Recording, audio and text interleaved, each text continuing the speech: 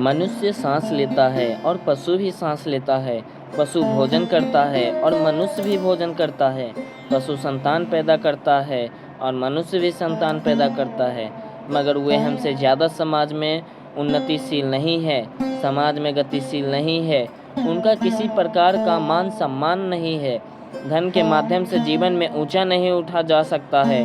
सुंदर शरीर के माध्यम से भी जीवन में ऊंचा नहीं उठा सकता। केवल ऊंचा उठाने की प्रक्रिया जो है वह केवल उस चिंतन के माध्यम से है जिसके माध्यम से एक सामान्य नर नारायण तक पहुंच सकता है। एक सामान्य व्यक्ति उस प्रभु के दर्शन कर सकता है जो जीवन का आधार है, जो जीवन का चिंतन है। और यदि हम दर्शन नहीं कर सके तो व्यर्थ है हमारा जीवन। मगर ऐसी बात तो मुझसे पहले कई सैकड़ों लोगों ने आपसे कही होगी। तो आइए जानते हैं। मैं तो नई बात कुछ कह नहीं रहा हूँ। उन लोगों ने भी यही कहा है कि जीवन में प्रभु के दर्शन होने चाहिए, और मैं भी यही बात कर रहा हूँ कि जीवन में प्रभु के दर्शन होने चाहिए। और पिछले 1000 वर्ष से लोग कहते आए हैं, और मैं भी यही कह रहा हूँ। फिर अंतर क्या है? कहने और करने में मूलभूत अंतर है। मगर ये कहे कि हम लोग राम राम करेंगे और राम जी के दर्शन हो जाएंगे तो नहीं हो सकते। ये संभव नहीं है। यदि हम भोजन करें और भोजन से पेट भर जाए, ऐसा संभव नहीं है। उसके लिए तो खाना बनाकर पेट में डालने की प्रक्रिया तो करनी पड़ेगी। केवल मंत्र जाप और केवल ईश्वर का ध्यान लगाने से ईश्वर की प्राप्ति नहीं हो सकती। मानसिक शांति हो सकती है। ये दोनों चीज़ें अलग अलग है। हम जब यह सोचते हैं कि हम ध्यान लगा लेते हैं तो यह केवल हमारा न्यूनता है, हमारी कमजोरी है। ये केवल हमारा एक घमंड है। ये हमारा गर्व है कि हम ध्यान लगा लेते हैं। ध्यान का मतलब यह है कि हमारा अस्तित्व हमें ज्ञात ही नहीं हो। हमें पता ही नहीं पड़े कि हम बैठे हैं। हमें पता ही ना पड़े कि हम कुछ हैं, बल्कि डूब जाएं। ऐसा नहीं पता पड़े कि पास में आवाज़ आ रही है या रसोई में कोई बर्तन खड़खड़ाहट आ रही है।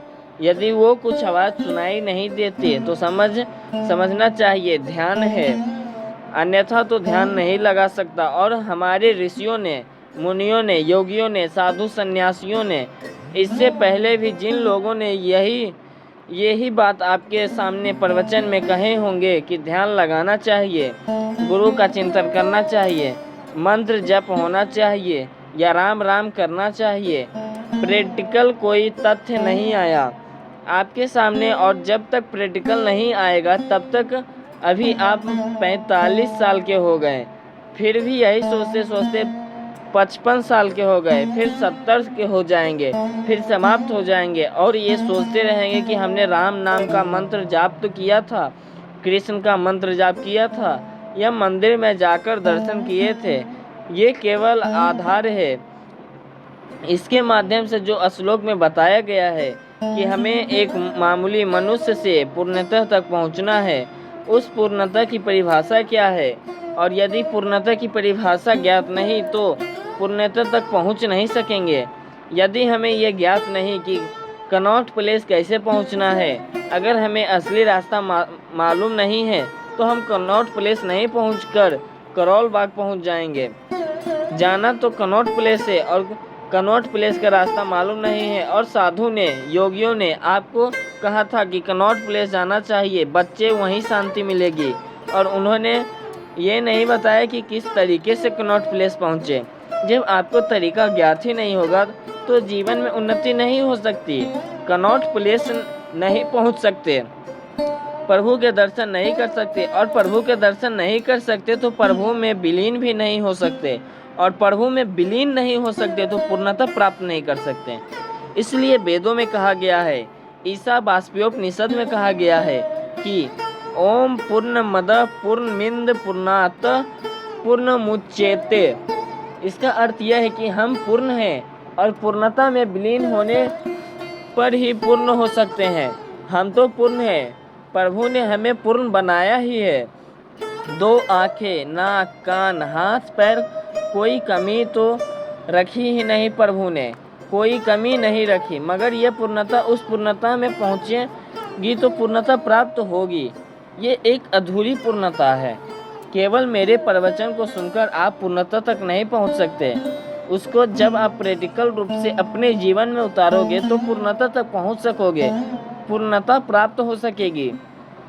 तब उस प्रभु के साक्षात दर्शन हो सकेंगे, जिसको शास्त्रार्थ में ब्रह्म कहा गया है, कृष्ण कहा गया है, राम कहा गया है, बुद्ध कहा गया है, महावीर कहा गया है।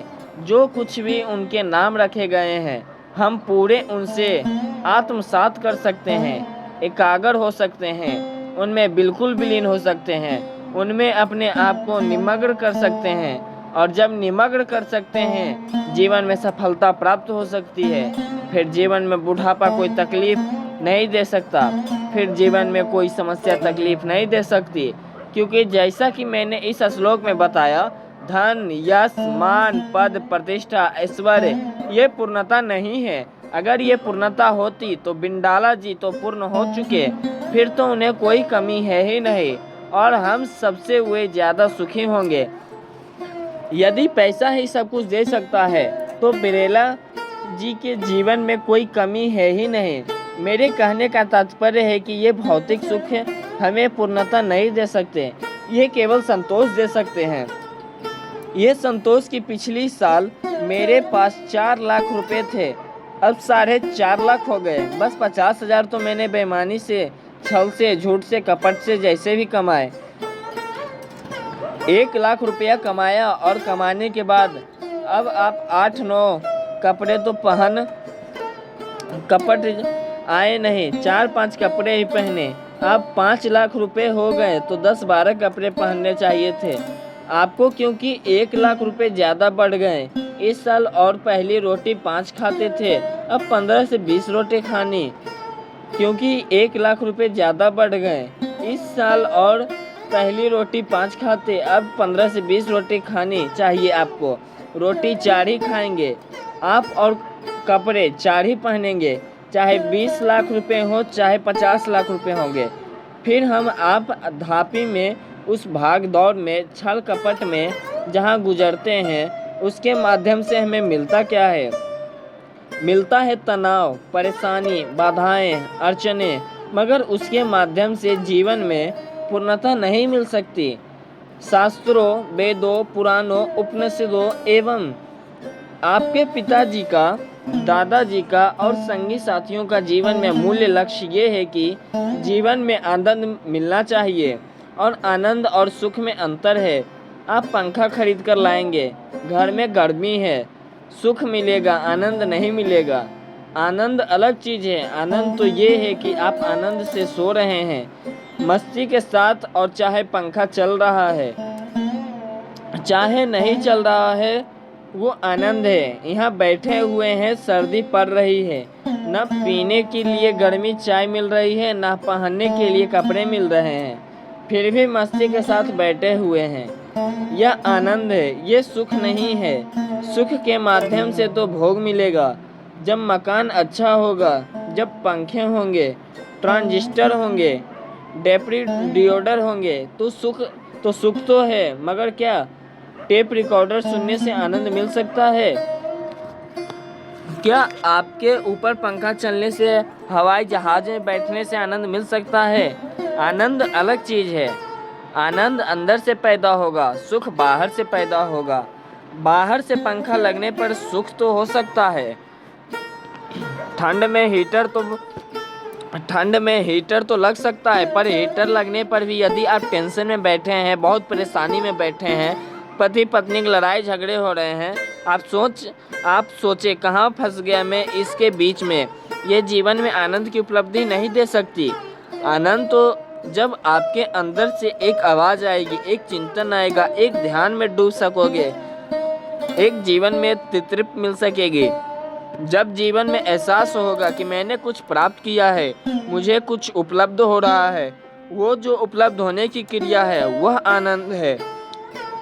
और फिर मैं ये पूछ रहा हूँ कि अगर ये नहीं है तो फिर हमारे जीवन में और पशु के जीवन में कोई अंतर नहीं है।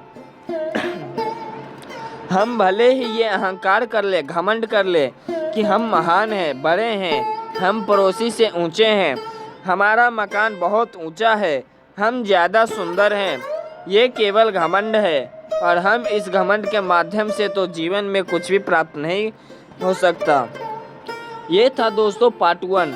मिलेंगे अगली वीडियो में जिसमें हम पार्ट 2 में इसके और बारे में जानेंगे। तब तक के लिए वीडियो पसंद आया हो तो लाइक कीजिएगा, चैनल को सब्सक्राइब कीजिएगा और दोस्तों के पास खूब शेयर कीजिएगा। मिलते हैं पार्ट 2 में, तब तक के लिए हर हर महादेव।